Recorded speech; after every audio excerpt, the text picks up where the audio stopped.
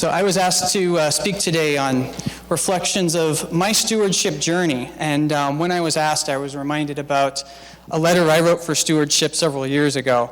I looked it up, and it took me way back to the very beginning of my journey, starting in St. Martha's, West Covina, where I grew up. So I grew up there, and I was very active, did a lot of things. But in hindsight now, I realize I never at that time had a grasp of what stewardship was really about. I was just active, did a lot.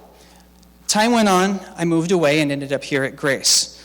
At first, I was burned out. Didn't want to do a whole lot because I was exploring it. I got the invitations to join. I hesitated, but through time I started to step in because of the invitations I received. They were invitations that were, hey, we'd like to have you do this, but what moved me was more the love that each of those invitations came from, of we want to share this stewardship experience with you. I gathered more and more. That was the beginnings of my true understanding.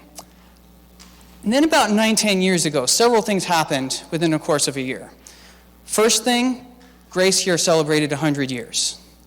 About 6 months after that, my daughter Elizabeth was born.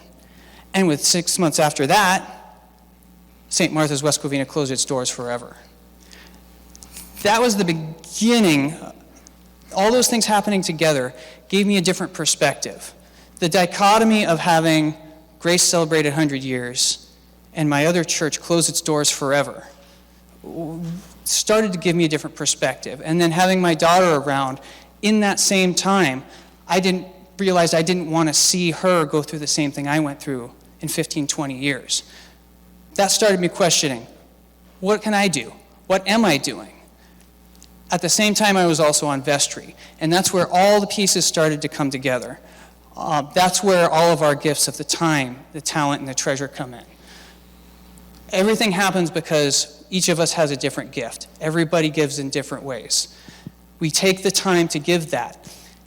Being active on the vestry at the time, I started to realize, I was aware, but it clicked even more. All the time and all the talent are great, and they're essential, but you need the resources to do it as well. All the resources are wonderful if we have them, but that time and that talent are needed to utilize those resources and bring it all together so that we can all come together and continue to thrive as a worship community and as a community in general. So it was a long journey, but all the pieces come together, and I hope that all of you guys reflect as I did over all this time, your own time, talent, and treasure, and how you can give generously and lovingly, as I have seen through my time here. Thank you.